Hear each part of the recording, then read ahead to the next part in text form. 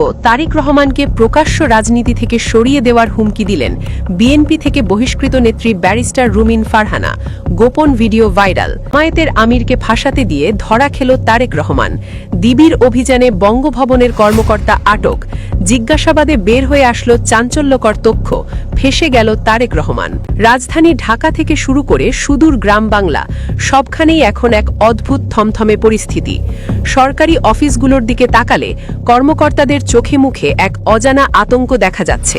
থানার বড় বড় পুলিশ অফিসাররা যারা একসময় দাপুটের সঙ্গে এলাকা শাসন করতেন, তারা এখন এতটাই সতর্ক যে নিজেদের ছায়াকেও যেন বিশ্বাস করতে পারছেন না। ওদিকে খবর পাওয়া যাচ্ছে সেনাবাহিনীতেও চলছে একের পর এক বিশেষ বৈঠক। আসসালামু আলাইকুম দর্শক, এইমাত্র পাওয়া তাজা খবর। দর্শক, এখন যে ভিডিওটি দেখাতে চলেছি সেই ভিডিওটি এই মুহূর্তে ভাইরাল হয়েছে সোশ্যাল মিডিয়ায়। দর্শক, রাজনৈতিক নেত্রী রুমিন ফারহানার একটি গোপন ভিডিও ফাঁস হয়েছে। কিন্তু প্রশ্ন একটাই, এই ঘটনাটি কতটা সত্য, নাকি এটি পরিকল্পিত গুজব যার পেছনে তারেক রহমান ও রাষ্ট্রপতির নাম উঠে এসেছে। দর্শক, এ বিষয়ে বিস্তারিত দেখতে পারবেন এই ভিডিওতে, তাই এক সেকেন্ডও না টেনে পুরো ভিডিওটি দেখবেন। চ্যানেলে নতুন হলে সাবস্ক্রাইব করে রাখবেন পরবর্তী আপডেট পাওয়ার জন্য। ভিডিওতে একটি লাইক করে দেখতে থাকুন সম্পূর্ণ ভিডিওটি। কি হচ্ছে আসলে পর্দার আড়ালে? কেন হঠাৎ করে পুরো রাষ্ট্রযন্ত্রের এই অস্বাভাবিক আচরণ? খোঁজ নিয়ে জানা গেছে এক বিস্ফোরক তথ্য। ডক্টর মোহাম্মদ ইউনূসের অন্তর্বর্তীকালীন সরকার এমন কিছু সিদ্ধান্ত নিয়েছে যা বাংলাদেশের নির্বাচনের ইতিহাসে এর আগে কখনো কেউ কল্পনাও করতে পারেনি। সেনাবাহিনী থেকে শুরু করে পুলিশ বাহিনী সবাইকে এমন এক কঠোর বার্তা দেওয়া হয়েছে যা শুনে তাবড় তাবড় রাজনৈতিক নেতাদেরও ঘাম ছুটে যাচ্ছে। আর এই গোপন নির্দেশনার ফলে মাঠ পর্যায়ে যা ঘটতে যাচ্ছে তা বাংলাদেশের রাজনীতির দাবার চাল চিরতরে উল্টে দিতে পারে। আর জামায়াত কেন এত আত্মবিশ্বাসী? চলুন ঘটনার গভীরে প্রবেশ করা যাক। সেনাপ্রধান এক বিশেষ সংবাদ সম্মেলনে যে বক্তব্য দিয়েছেন তা আপাতদৃষ্টিতে সাধারণ মনে হলেও এর রাজনৈতিক গুরুত্ব অপরিসীম।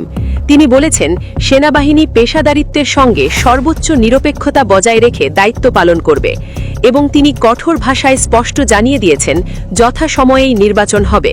ধৈর্য এবং প্রজ্ঞা, এই দুটি শব্দ তিনি ব্যবহার করেছেন। কিন্তু কেন এই শব্দগুলো?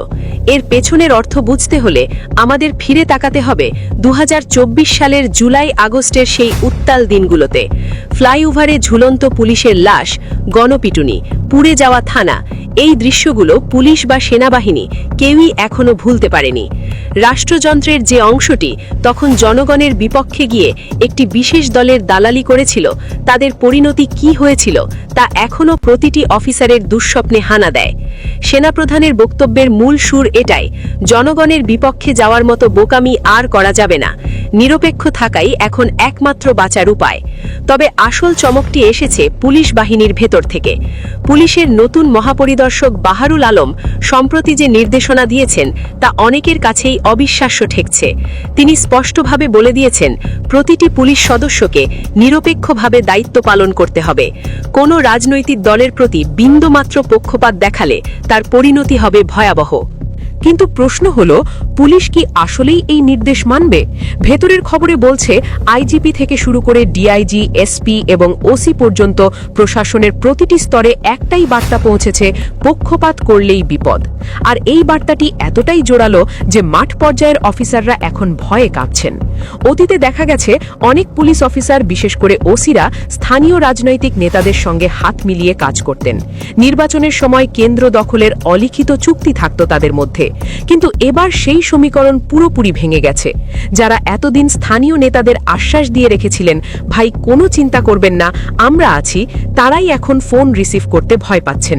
উল্টো তারা নেতাদের বলছেন, ভাই উপরের নির্দেশ খুব কড়া, কিছুই করার নেই, আমাদের চাকরি আর জান দুটোই বাঁচাতে হবে। এর প্রমাণও হাতে নাতে মিলছে। আওয়ামী লীগের অনেক নেতাকর্মী এখন গ্রেপ্তার হচ্ছেন। অভিযোগ আছে এই গ্রেপ্তার ঠেকাতে বিরোধী দলের কেউ কেউ বা স্থানীয় প্রভাবশালীরা টাকা পয়সা নিয়েও তদবির করতে গিয়েছিলেন। কিন্তু পুলিশ সোজা সাপটা জানিয়ে দিয়েছে, কোনো সুপারিশ বা লবিং কাজ করবে না। ওপর থেকে নির্দেশ আছে, অপরাধী যেই হোক, ছাড় নেই। এই যে পুলিশের মেরুদণ্ড হঠাৎ সোজা হয়ে দাঁড়ালো, এর কারণ কি? শুধুই চাকরি, নাকি এর পেছনে কাজ করছে সেই জুলাই মাসের ট্রমা? বিশ্লেষকরা বলছেন, পুলিশ এখন বুঝতে পেরেছে রাজনৈতিক দলের সরকার আজ আছে, কাল নেই, কিন্তু জনগণ সব সময় আছে। আর ক্ষুব্ধ জনগণের রোষানল থেকে কোনো রাজনৈতিক দল তাদের বাঁচাতে পারবে না। এই পরিস্থিতিতে সবচেয়ে বড় চিন্তায় পড়েছে বিএনপি। দলটির নীতি নির্ধারকরা হয়তো ভেবেছিলেন আওয়ামী লীগ সরকারের পতনের পর প্রশাসন স্বাভাবিকভাবেই তাদের পক্ষে কাজ করবে। বাংলাদেশে ক্ষমতার পালাবদলে সাধারণত এমনটাই ঘটে, কিন্তু ডক্টর ইউনূসের সরকার এবং বর্তমান প্রশাসনের মনোভাব তাদের সেই পুরনো কৌশলে জল ঢেলে দিয়েছে। প্রশাসনকে ব্যবহার করে নির্বাচনী বৈতরণী পার হওয়ার যে সনাতন পদ্ধতি তা এবার আর খাটছে না। বিএনপির মাঠ পর্যায়ের নেতারা এখন বুঝতে পারছেন প্রশাসনের ওপর ভরসা করে বসে থাকার দিন শেষ। ক্ষমতায় যেতে হলে তাদের যেতে হবে জনগণের দ্বারে, ভোট চাইতে হবে স্বচ্ছভাবে। এটি তাদের জন্য এক নতুন চ্যালেঞ্জ, যার জন্য হয়তো তারা পুরোপুরি প্রস্তুত ছিলেন না। অন্যদিকে জামায়াতে ইসলামীর শিবিরে দেখা যাচ্ছে এক ভিন্ন চিত্র। তাদের প্রতিক্রিয়া বেশ আগ্রহ উদ্দীপক। দলটির নেতাকর্মীরা মনে করছেন পুলিশ ও প্রশাসন যদি সত্যিই নিরপেক্ষ থাকে তবে তাদের জয় নিশ্চিত। তাদের যুক্তি হল তাদের নিজস্ব ভোট ব্যাংক এবং সাংগঠনিক শক্তি অটুট আছে। এতদিন শুধু প্রশাসনিক কারিসাজির কারণেই তারা পিছিয়ে ছিলেন। এই প্রসঙ্গে অনেকেই ডাকসু নির্বাচনের উদাহরণ টানছেন। সেই নির্বাচনে ছাত্রলীগের আধিপত্য এবং নীলক্ষেতের ব্যালট পেপার কেলেঙ্কারির অভিযোগের পরও শেষ পর্যন্ত কোটা সংস্কার আন্দোলনের নেতারা এবং ভিপি নূর জয়ী হয়েছিলেন।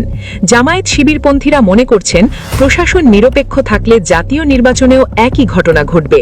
কেউ চাইলেও কারচুপি করে তাদের আটকাতে পারবে না। তাদের এই আত্মবিশ্বাস কি অতিশয় নাকি বাস্তবের মাটিতে এর কোনো ভিত্তি আছে তার সময় বলে দেবে। তবে প্রশাসনের এই নিরপেক্ষ থাকার পেছনের আরেকটি বড় কারণ হলো প্রযুক্তি। এখন প্রতিটি মানুষের হাতে স্মার্টফোন, প্রতিটি ভোট কেন্দ্রে থাকছে সিসি ক্যামেরা। 2024 সালে এসে কোনো প্রত্যন্ত গ্রামেও যদি কেউ চুরি করার চেষ্টা করে, সেই ভিডিও মুহূর্তের মধ্যেই সারা দেশে এমনকি সারা বিশ্বে ছড়িয়ে পড়বে। এই ডিজিটাল নজরদারি প্রশাসনের কর্মকর্তাদের ওপর এক ধরনের মনস্তাত্ত্বিক চাপ সৃষ্টি করেছে। সূত্রগুলো বলছে উচ্চ পর্যায় থেকে এমনও বলা হয়েছে লক্ষ লক্ষ ভোট কেন্দ্রের মধ্যে যদি একটি কেন্দ্রেও অনিয়ম হয় এবং তার প্রমাণ পাওয়া যায় তবে সংশ্লিষ্ট পুলিশ অফিসারের বিরুদ্ধে এমন ব্যবস্থা নেওয়া হবে যা নজির হয়ে থাকবে। ভিডিও ফুটেজ দেখে জনগণ যদি রাস্তায় নেমে আসে তবে সেই পরিস্থিতি সামাল দেওয়ার ক্ষমতা কারোরই থাকবে না। এই ভয় থেকেই পুলিশ ও প্রশাসন এবার বাধ্য হয়েই সাধু সাজতে চাইছে। পুলিশের মহাপরিদর্শক বাহারুল আলমের ভূমিকা এখানে বিশেষভাবে উল্লেখযোগ্য। তিনি বাহিনীকে বোঝাচ্ছেন পেশাদারিত্বই একমাত্র রক্ষা কবচ।